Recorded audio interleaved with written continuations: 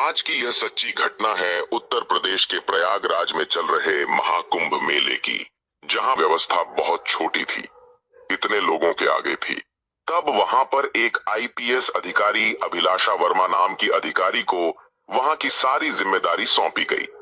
दोस्तों, अभिलाषा वर्मा एक बहुत ही कर्मठी, कर्तव्यनिष्ठ एवं ईमानदार आईपीएस अधिकारी थी।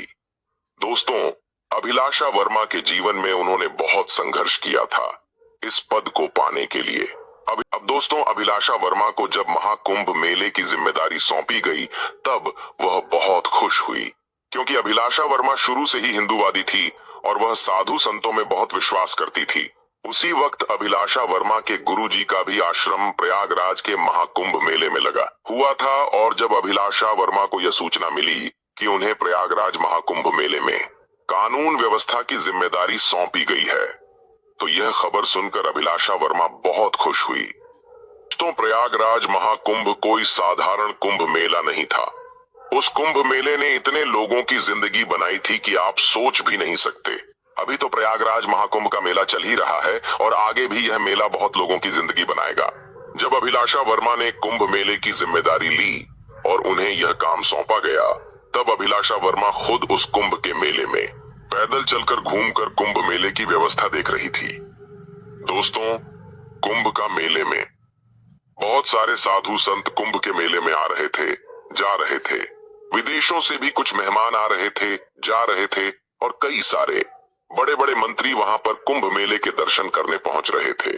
उन सभी की सुरक्षा की जिम्मेदारी अभिलाषा वर्मा के ऊपर थी, और यह जिम्मेदारी कोई छोटी मोटी जिम्मेदारी नहीं थी, क्योंकि एक छोटी सी भी घटना घटती तो इससे अभिलाषा वर्मा की पोस्ट भी जा सकती थी और उनका नाम भी खराब हो सकता था। अब दोस्तों, कुंभ का मेला चल रहा था। वहां पर साधु संत स्नान कर रहे थे, कुछ साधु संत टेंट तंबू में अपना खाना बना रहे, कुछ साधु संत संगम पर ही सो रहे थे। अब दोस्तों, एक दिन हुआ यह था कि कुंभ के मेले में एक प्यारी सी लड़की, जिसका नाम सुमित्रा था, सुमित्रा नाम की लड़की उस कुंभ मेले में मध्य प्रदेश से मालाएं बेचने गई थी।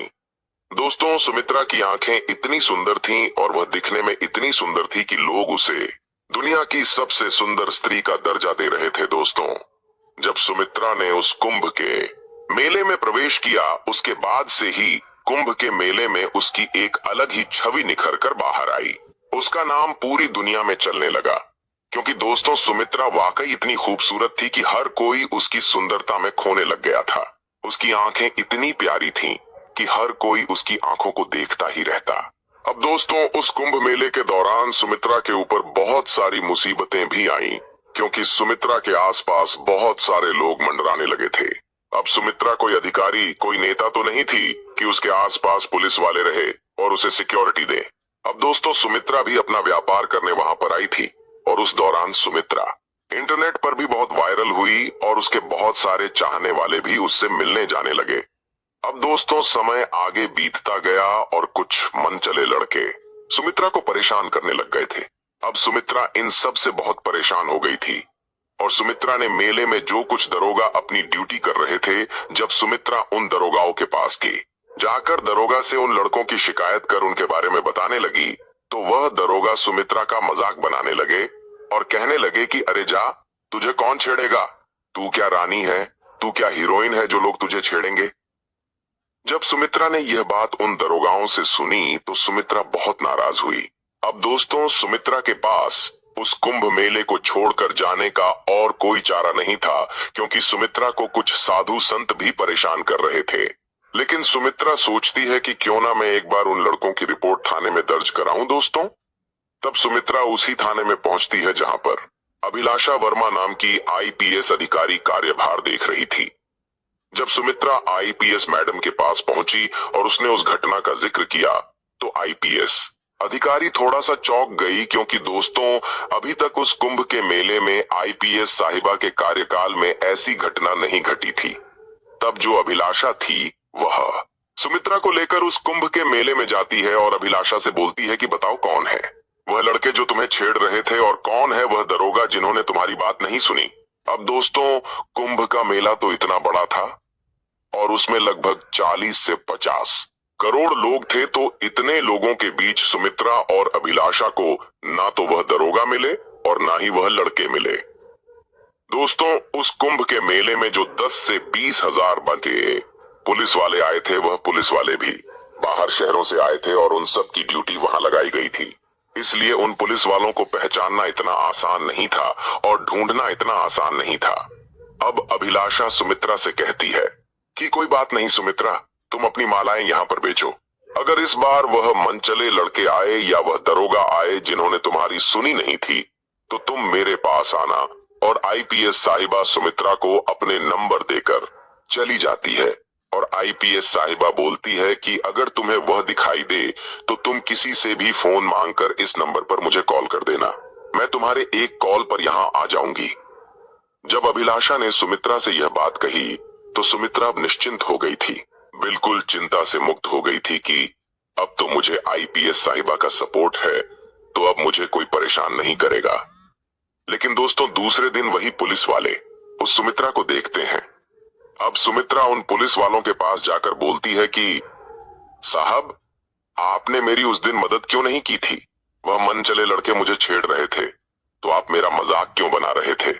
तब वह दरोगा वापस सुमित्रा के साथ छेड़छाड़ करने लगते हैं और बोलते हैं कि जा, हमें कानून मत सिखा, हम यहाँ पर तेरी देखभाल करने नहीं आए हैं, हमारे पास और भी कुछ काम है, हमें और भी साधु संतों की देखभाल करनी है, क्या हम तेरे ही पीछे लगे रहे? तब यह सब सुनकर सुमित्रा बहुत उदास हुई और सुमित्रा मन ही मन सोचती है कि क्या यही कानून के रक्षक है? इन्हें हमारी रक्षा करनी चाहिए, बल्कि ये तो हमें ही डरा रहे हैं, धमका रहे हैं, हमारा ही शोषण कर रहे हैं। तब सुमित्रा को अचानक याद आता है कि मुझे तो आईपीएस साहिबा ने अपने नंबर दिए थे और वह दरोगा भी वही सामने खड़े थे। तब सुमित्रा एक दुकान पर जाती है और वह दुकान वाले से उसका फोन मांगती है और फोन मांगकर सुमित्रा आईपीएस अधिकारी को फोन लगा देती है। लेकिन दोस्तों, कुंभ मेले में इतनी भीड़ थी कि जब तक आईपीएस अधिकारी सुमित्रा के पास पहुंचती, तब तक वह दरोगा वहां से जा चुके थे। अब दोस्तों, वह सुमित्रा आईपीएस साहिबा को वापस से बताती है कि वह दरोगा आज भी मुझसे छेड़छाड़ कर रहे थे और मेरा मजाक बना रहे थे और मेरा शोषण कर रहे थे। यह सुनकर आईपीएस साहिबा का खून खोल उठता है, क्योंकि दोस्तों, आईपीएस साहिबा की ही जिम्मेदारी थी उस मेले में हर एक व्यक्ति की सुरक्षा की। और जब उनके कार्यकाल में यह घटना घटी तो उनका मन बहुत उदास हुआ। एक दिन वह आईपीएस अधिकारी खुद मालाएं लेकर भेष बदलकर सुमित्रा के साथ घूमने लगी। अब दोस्तों, वह जब सुमित्रा के साथ घूम रही थी तो सुमित्रा और अभिलाषा दोनों ने मिलकर उन दरोगाओं को ढूंढने की बहुत कोशिश की, लेकिन वह दरोगा नहीं मिले, क्योंकि कुंभ मेला बहुत बड़े क्षेत्र में लगा हुआ था और एक एक कोने में ढूंढ पाना इतना आसान नहीं था। दोस्तों, फिर पुनः शाम को अभिलाषा अपने ऑफिस चली जाती है और वहां पर कैमरों के द्वारा कुंभ मेले पर निगरानी रखती है। तभी दोस्तों, शाम का वक्त था और सुमित्रा को वह दरोगा फिर दिख गए और वह दरोगा नशे में आगे रहकर सुमित्रा के साथ छेड़छाड़ कर रहे थे। जब सुमित्रा ने उनके ऊपर आवाज उठाई तो चिल्लाने लगी, तो उन दारोगा ने सुमित्रा को थाने में ले जाकर जेल में बंद कर दिया और सुमित्रा के ऊपर झूठा केस लगा दिया। और सुमित्रा के ऊपर जो झूठा केस लगाया था, वह केस यह था कि सुमित्रा ने पुलिस वालों के ऊपर हाथ उठाया है और उन्हें बुरे शब्द कहे हैं। दोस्तों, सुमित्रा अकेली पड़ गई थी और घबरा गई थी। तब सुमित्रा ने बोला कि साहब, मैंने तो आपको कुछ भी नहीं कहा साहब, मैं आपसे माफी मांगती हूँ, मुझे जेल में बंद मत करो, मैं यहाँ अकेली आई हूँ, मुझे यहाँ से बाहर निकालो। तब वह जो दरोगा थे वह जोर जोर से हंसने लगे। अब दोस्तों, यहाँ पर जो राज खुला है वह राज आपके भी पैरों तले जमीन खिसका देगा, क्योंकि जो सुमित्रा थी वह सुमित्रा कोई साधारण लड़की नहीं थी। वह सुमित्रा मध्य प्रदेश की आईपीएस अधिकारी थी। वह सुमित्रा जेल के अंदर जब जोर जोर से हंसने लगी तो वहां पर जो दरोगा थे वह घबरा गए और वह सुमित्रा को बोलने लगे कि हे लड़की, क्या तुम पागल हो गई हो? तुम जोर जोर से क्यों हंस रही हो? तुम्हें पागलपन का दौरा तो नहीं पड़ा है? तब सुमित्रा गुस्से में बोले कि तुमने जिस महिला के साथ छेड़छाड़ की है, जिस महिला को तुमने जेल में डाला है, वह महिला कोई साधारण महिला नहीं है। तुम मुझे नहीं जानते हो मैं कौन हूँ। जब तुम मेरी सच्चाई जानोगे तो मेरे पैरों में गिड़गिड़ाने लगोगे। अब दोस्तों, यह शब्द सुनकर पुलिस थाने में जितने भी दरोगा थे और जितने भी अधिकारी थे वह घबरा गए थे, क्योंकि दोस्तों जो सुमित्रा थी उसने जब अपना असली नाम बताया तो उस नाम को सुनकर वहां पर जितने भी दरोगा और पुलिस अधिकारी थे उनके पैरों तले जमीन खिसक गई, क्योंकि दोस्तों सुमित्रा का असली नाम था मोनालिसा भारद्वाज।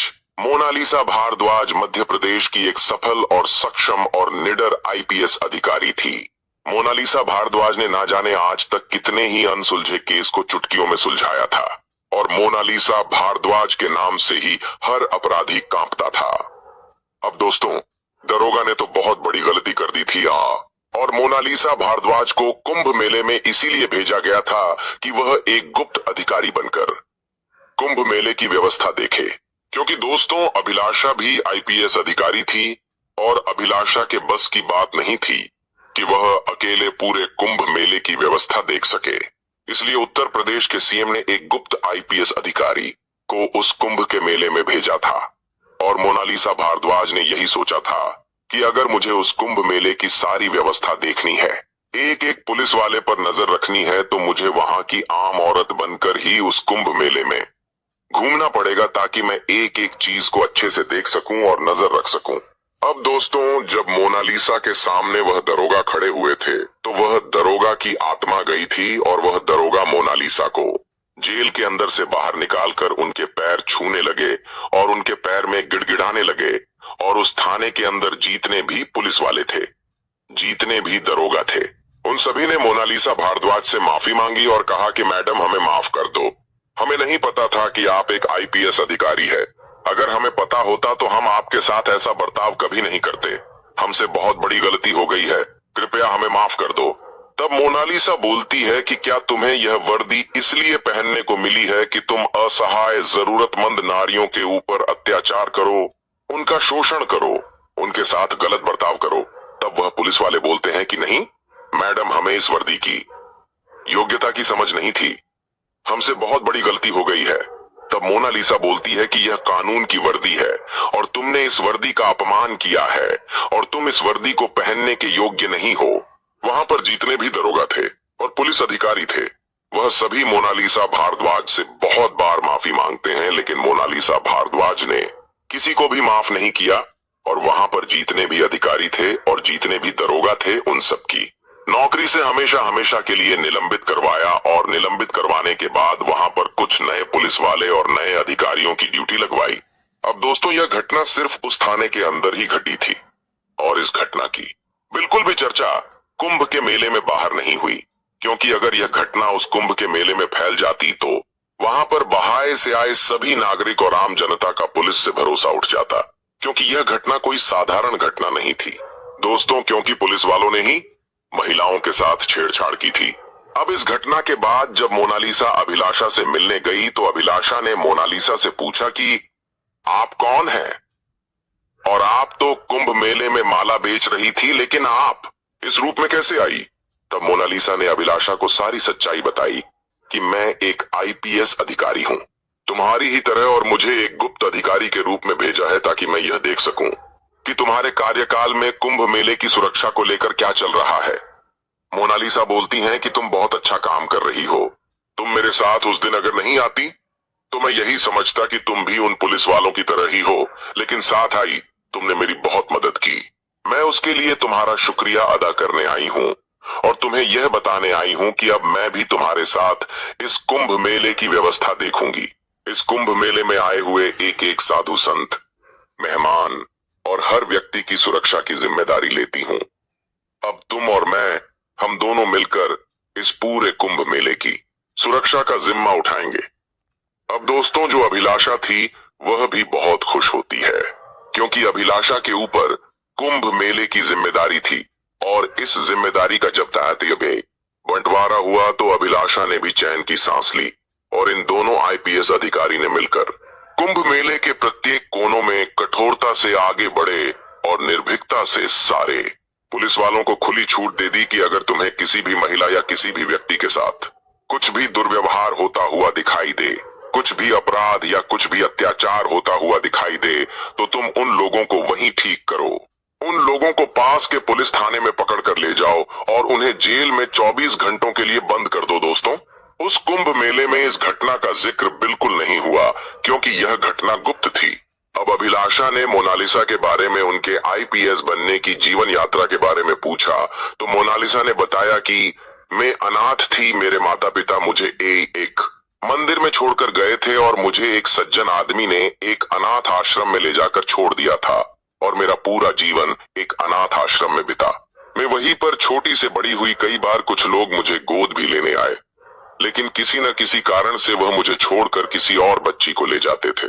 मेरे जीवन में जितना संघर्ष मैंने किया है उतना संघर्ष शायद ही किसी ने किया होगा। आज मैं जो भी हूँ सब भगवान की कृपा से हूँ। वही मेरे माता और पिता है, उन्हें मैं हमेशा शुक्रिया अदा करती हूँ। अब अभिलाषा सुमित्रा को अपने गुरुजी से मिलने लेकर जाती है। जब मोनालिसा गुरुजी के आश्रम में जाती है तब वह बहुत खुश होती है क्योंकि गुरुजी के आश्रम में है में भी कई सारे ऐसे अनाथ बच्चे थे जो बिल्कुल मोनालिसा जैसा जीवन ही जी रहे थे। जब मोनालिसा ने यह सब दृश्य देखे तो उसने जाकर गुरुजी के पैर छुए और मोनालिसा ने गुरुजी से कहा कि आप किसी भगवान से काम नहीं है। जब यह सब देखा तो अभिलाषा के आंख से भी आंसू आ गए। दोस्तों, तो आपको यह वीडियो कैसी लगी? आप सभी इस वीडियो लाइक कर दें। दोस्तों, हमारे समाज में ऐसी बहुत सारी गतिविधियाँ होती हैं जो नहीं होनी चाहिए। हम उसे देख के भी अनदेखा कर देते हैं, लेकिन दोस्तों उसे देखने के बाद हमें उसके खिलाफ आवाज़ उठानी चाहिए। हमारे समाज में ऐसे बहुत लोग होते हैं जो गलत काम करते रहते हैं, एक के चक्कर में पूरा समाज बदनाम होता है, तो हमें उसके खिलाफ आवाज़ ज़रूर उठानी चाहिए। बाकी दोस्तों, ये सच्ची घटना आपको कैसी लगी? अगर अच्छी लगी हो तो आप चैनल को सब्सक्राइब, वीडियो को लाइक और एक प्यारा सा कमेंट ज़रूर कीजिए। दोस्तों, इस घटना को आपके सामने लाने का हमारा उद्देश्य यही होता है कि आपको बाहर क्या हो रहा है उसके बारे में आपको जानकारी हो और कुछ ऐसी घटनाएं आपके आसपास हों तो उसके खिलाफ आप ज़रूर बोलें। बाकी दोस्तों, आप सतर्क रहिए, सावधान रहिए। इसी के साथ जय हिंद, जय भारत।